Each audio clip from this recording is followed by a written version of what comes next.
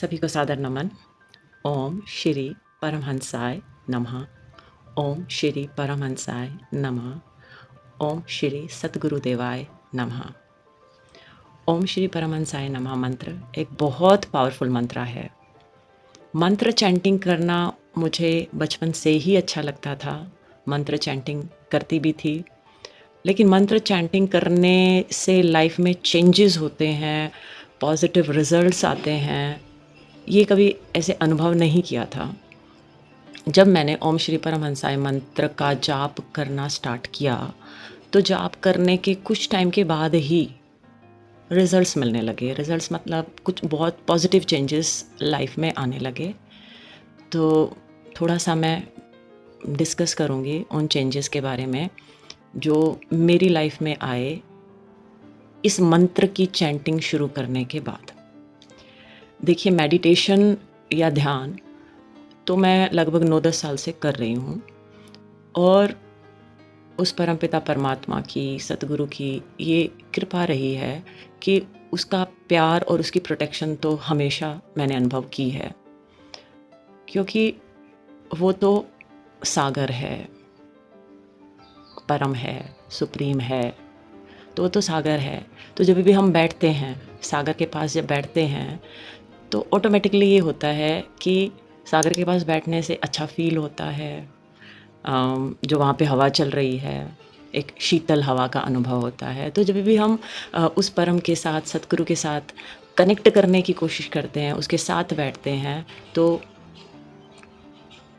हमें, क्योंकि वो उसके पास तो अकुट खजाने हैं ना, तो हमें उसके जो गुण हैं वो फ़ील होते हैं, और ऐसा लगता भी है कि जो उसका है वो हमारा है, और उससे शांति हमारे अंदर भर रही है, अनकंडीशनल प्यार भर रहा है।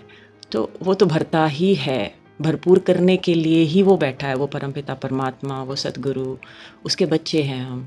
तो उसे मांगने की ज़रूरत तो नहीं होती, बस उसका ध्यान करो, बैठ जाओ उसके साथ।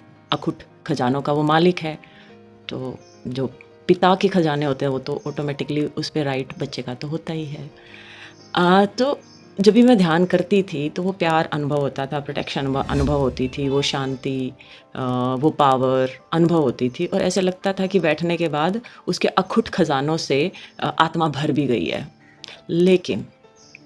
लेकिन जैसे सुबह मेडिटेशन करने के बाद थोड़े टाइम के बाद ही, 2-3 घंटे के बाद, वो खाली भी हो जाती थी सारी चीज़ें। मतलब ऐसे लगता था कि हाँ, पता नहीं कहाँ से क्या लीकेजेस हैं, कि ठीक है, जैसे आत्मा को एक मान के चलो घड़ा है या बाल्टी है, तो उस सागर में से भरो तो भर तो जाएगी, लेकिन उसमें बहुत सारे छेद हैं, तो वो रिटेन थोड़े टाइम तक रह पाता था। जब मैंने ओम श्री परमहंसाय मंत्र की चैंटिंग शुरू की, जाप करना शुरू किया, तो एनर्जी प्रिजर्व होना शुरू हो गई। मतलब जो जो पॉजिटिविटी जो इस जाप से भरती थी, वो लंबे टाइम तक लंबे टाइम तक रिटेन रहती थी। और मतलब एक खालीपन बहुत जल्दी ऐसे अनुभव, और बहुत जल्दी, मतलब कुछ ही दिन की चैंटिंग के बाद आत्मा भरने भी लगी उस सतगुरु के गुणों से, परमपिता परमात्मा के गुणों से, और वो चीज़ें लंबे टाइम तक रिटेन भी रहने लगी, सस्टेन भी रहने लगी। उसके बाद संजीव सर ने जो एक बहुत पावरफुल तरीका बताया है, उसके साथ साथ उसकी भी प्रैक्टिस की, उद्रेगा सिंपल से, और फिर अपनी एनर्जी को प्रोटेक्ट करना। तो जो वो एनर्जी लंबे टाइम तक हमारे अंदर रहने लगी और मेरे अंदर रहने लगी। दूसरा जो पॉजिटिव चेंज मैंने महसूस किया, वो क्या था कि मुझे ऐसा लगने लगा कि जो मेरे कर्म बंधन हैं, वो फास्ट स्पीड से अब कटने लगे हैं। पहले ऐसे होता था कि मेडिटेशन या ध्यान में बैठो तो ठीक है, परमात्मा से हम प्रार्थना भी करते हैं कि जो कर्म बंधन है ना, वो प्यार से निमट जाएं, बट कुछ, क्योंकि वो कहते हैं ना कि परमात्मा, जिसको मैं शिव बोलती हूँ, वो तो एक तरह से साक्षी हैं। तो कर्म बंधन ऐसा लगता था कि वहीं के वहीं खड़े हुए हैं और वो आगे बढ़ने ही नहीं दे रहे। जो स्पिरिचुअल ग्रोथ है, नॉलेज सारी हो गई है, मतलब पता सब कुछ चल गया है, लेकिन कहीं न कहीं जो कर्म बंधन है, कर्म बंधन मतलब आत्मा के अंदर के बंधन भी और बाहर के बंधन भी। तो जो स्पिरिचुअल ग्रोथ है वो एक तरह से रुकी हुई थी। लेकिन मंत्रा चैंटिंग के बाद मैंने ये फ़ील किया कि जो स्पिरिचुअल ग्रोथ है वो फ़ास्ट हो गई है। तीसरा सबसे इम्पोर्टेंट जो कह सकते हैं अचीवमेंट मुझे हुई इस मंत्र चैंटिंग के बाद, कुछ टाइम की चैंटिंग के बाद ही मुझे नामदान मिल गया। मेरे सतगुरु शायद जो वैसे तो कहते हैं कि हम बड़े तड़पते हैं अपने गुरु के लिए कि कोई गुरु है, होना चाहिए और हमारी ज़िंदगी में आ जाए। लेकिन मुझे ऐसा लगा कि जैसे जो मेरे सतगुरु हैं वो तो मेरी मेरी वेट ही कर रहे थे और इस मंत्रा के कुछ टाइम के चैंटिंग के बाद ही मुझे नामदान मिल गया। तो ये तो मैं सबसे बड़ी अचीवमेंट मानती हूँ। और सतगुरु के मिलने के बाद जो तृप्ति हुई, मतलब ऐसे लगता था कि इससे पहले कि सब कुछ होने के बाद भी कुछ अधूरापन है और सतगुरु के मिलने के बाद वो अधूरापन ख़त्म हो गया। तो ये तो सबसे बड़ी अचीवमेंट मैं मानती हूँ इस मंत्रा की, कि इस मंत्रा की चैंटिंग के बाद मुझे मेरे सतगुरु मिल गए। उसके बाद अगली जो अचीवमेंट हुई वो क्या हुई कि जो सर्कमस्टांसेस थे वो समझ में तो आते थे, परिस्थितियाँ समझ में तो आती थी बाहर से और आत्मा के भीतर से जो चैलेंजेस आ रहे हैं वो समझ में तो आते थे। कहीं न कहीं पता भी था कि हमारी पास्ट कर्मास हैं, जो किए हुए हैं और वो वापस रिटर्न आ रहे हैं।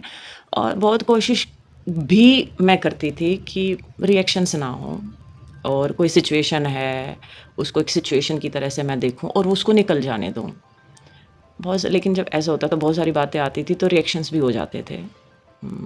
रिएक्शंस मतलब अंदर से जो बातें आती थी, आत्मा के अंदर से जो बातें आती थी, बहुत सारी चीज़ें अभी क्लियर तो नहीं है ना, बहुत सारी चीज़ें अभी हैं आत्मा के अंदर जिनको क्लियर करना है। बहुत सारे संस्कार हैं जो पास्ट जन्मा से हम कैरी करके लेके आए हैं और बाहर से भी चीज़ें आती हैं तो रिएक्शंस हो जाते थे।